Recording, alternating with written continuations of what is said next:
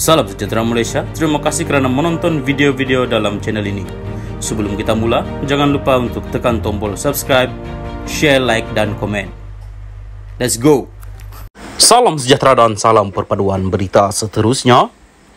Keluarga harap momentum bebaskan Najib akan berterusan. Berita penuh. Keluarga Najib Razak berharap momentum bagi membebaskan bekas Perdana Menteri itu yang kini menjalani hukuman penjara tidak akan berhenti. Hadir pada Perhimpunan Agung UMNO 2023 di Pusat Dagangan Dunia WTC Kuala Lumpur hari ini, anaknya Muhammad Mohad Nizar berkata bahawa ada penyokong parti melahirkan merasa risau dengan keadaan ayahnya yang masih meringkuk di penjara Kajang. Saya yakin UMNO masih memperjuangkan pembebasan Ayanda. Tapi, selaku ahli keluarga saya tidak mahu momentum itu jadi perlahan atau dihentikan ataupun orang muda lupa. Jadi, kita kena sentiasa memperingati bahwasannya beliau masih di dalam penjara dan saya harap usaha-usaha untuk membebaskan dan membela beliau akan terus diadakan, katanya kepada pemberita. Terdahulu, pagi tadi, Pergerakan Pemuda UMNO memberikan anugerah Tokoh Pemuda UMNO Malaysia kepada bekas Presiden parti itu bagi menghargai pengorbanannya. Najib juga pernah memimpin Pemuda UMNO bermula Mei 1988 sehingga 1993. Trofi anugerah disampaikan oleh Ketua Pemuda Dr. Akmal Saleh kepada Najib yang diwakili oleh anaknya Nizar dan adiknya Nasifudi bagi pihak keluarga. Pada majlis itu, kedua-dua mereka tidak dapat menahan diri daripada sebak dan menitiskan air mata. Sebuah video turut ditayangkan kepada perwakilan Pemuda UMNO yang menceritakan sejarah dan rekod hikmat Najib sepanjang berkecimpung dalam politik. Dewan Tun Razak kemudiannya bergema dengan laungan bosku yang sinonim dengan nama Najib.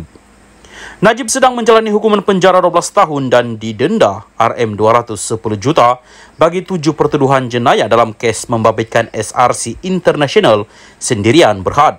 Sementara itu, Nizar berkata bahawa ahli keluarganya menyerahkan kepada kepimpinan parti untuk mengambil tindakan sewajarnya dalam usaha membebaskan bekas ahli parlimen pekan itu.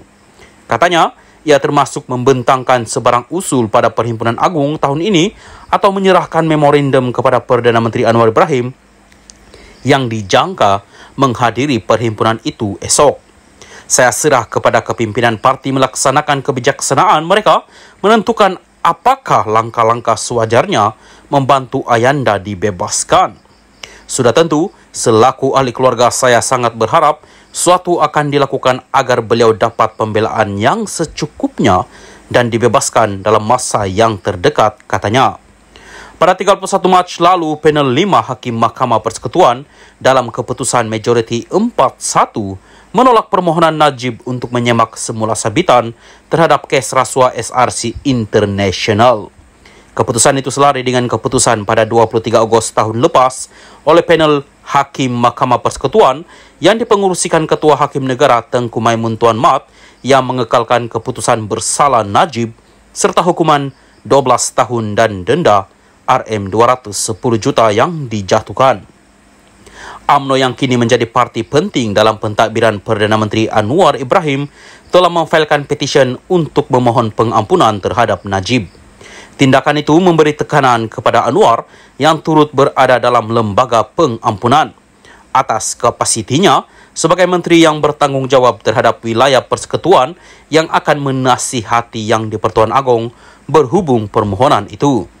Najib juga mempunyai 3 lagi kes mahkamah jenayah yang belum selesai, iaitu perbicaraan rasuah 1MDB membabitkan penyelewengan RM2.28 bilion, kes pengubahan wang haram SRC International berasingan melibatkan RM27 juta dan kes pecah amanah International Petroleum Investment Company IPIC bernilai RM6.6 bilion ringgit.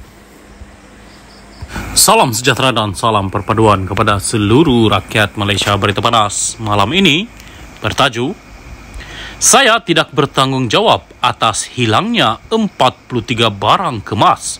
Rosma. Berita penuh. Saya tidak boleh dipertanggungjawabkan atas kehilangan 43 barang kemas itu kerana ia sudah diambil oleh PDRM, Polis Diraja Malaysia, kata Datin Sri Rosma Mansur menerusi pernyataan tuntutan pembelaan yang difailkan Tetuan Eza Rahim dan Rajivan di Mahkamah Tinggi di sini pada Selasa. Isteri bekas Perdana Menteri itu berkata demikian bagi menjawab saman kali kedua yang difailkan Global Royalty Trading SAL terhadapnya pada 29 Mac lalu berhubung tuntutan bagi mendapatkan semula 43 barang kemas. Isteri Datuk Seri Najib Tun Razak mendakwa jelas bahawa barangan kemas tersebut telah diambil oleh PDRM atau Kerajaan Malaysia melalui suatu operasi serbuan. Beliau selaku defendant berkata, jika ia hilang maka pihak polis dan kerajaan yang perlu menanggung kerugian syarikat barang kemas dari Lubnan itu selaku plaintiff. Saya menegaskan bahawa kenyataan bahawa barang-barang kemas tersebut telah diambil oleh pihak polis dan kerajaan Malaysia adalah bermerit kerana satu daripada barang kemas telah dijumpai dalam milikan mereka. Saya juga menegaskan bahawa semua barangan kemas terbabit disimpan di tempat yang sama dan kemudian disita dan diambil oleh mereka. Umum tahu bahawa semua harta bernilai milik saya dan keluarga telah dirampas. Jadi, ia tidak mungkin saya boleh menyimpan barang kemas bernilai jutaan ringgit tersebut, malah ketika waktu berkenaan, saya tidak dibenarkan untuk keluar negara, katanya. Selain itu, isteri bekas Perdana Menteri berusia 72 tahun ini menafikan telah meminta barangan kemas seperti yang didakwa Global Royalty. Beliau menegaskan barang kemas berkenaan diserahkan kepadanya adalah bagi manfaat dan keuntungan syarikat terbabit bagi menarik publicity dan kredibiliti dalam kalangan pembeli. Katanya ketika itu beliau merupakan isteri seorang Perdana Menteri, maka plaintiff inginkan publicity berhubung produk dan ingin dirinya menjadi pelanggan mereka. Oleh demikian, Rosma berkata barang kemas diserahkan kepadanya untuk dilihat atas kehendak dan kerelaan plaintiff tanpa ada kewajipan baginya untuk membeli. Terdapat klausa yang wujud dalam memorandum bertarikh 22 Mei 2018 yang dirujuk plaintiff sebagai nota konsianan dengan jelas menyatakan ia dihantar untuk dilihat dan diperiksa oleh saya. Sekiranya berminat, maka satu perjanjian penjualan secara berasingan akan dikeluarkan, katanya. Beliau menegaskan bahawa semua langkah yang muhasabah dan berhema untuk menjaga keselamatan barangan tersebut telah diambil dan akan membutirkan ciri-ciri keselamatan itu semasa perbicaraan kelak. Maka katanya, defendant tidak boleh dipertanggungjawabkan dengan kehilangan barangan kemas dan memohon kepada mahkamah supaya menolak tuntutan plaintiff dengan kos atas dasar tanggungan rugi penuh. Pada 26 Jun 2018, Global Royalty Trading SAL menyaman Rosma selaku defendant dan menuntutnya memulangkan 44 barang kemas yang dihantar untuk dipilih atau membayar harga semua barangan kemas berkenaan berjumlah AS 14.79 juta. Syarikat ini mendakwa Rosma berbohong bahawa barangan kemas termasuk kalung berlian, anting-anting, cincin, gelang dan tiara yang diserahkan oleh ejen syarikat kepadanya dirampas pihak berkuasa Malaysia untuk kesalahan Akta Pencegahan Pengubahan Wang Haram, Pencegahan Pembiayaan Keganasan dan hasil daripada aktiviti haram 2001.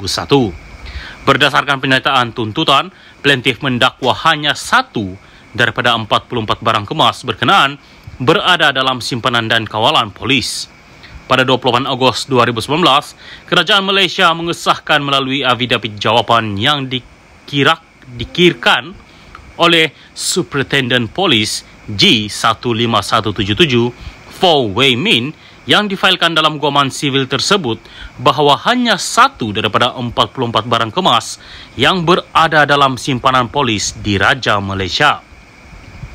Plaintiff kemudian yang menarik balik tuntutan saman untuk memfailkan semula dan mencelah dalam prosiding pelucut hakan Kerajaan Malaysia terhadap OBYU Holdings Sendirian Berhad, pemilik harta yang di mana 12,000 barang kemas tersebut telah disita oleh PDRM atas kesalahan di bawah AMLA.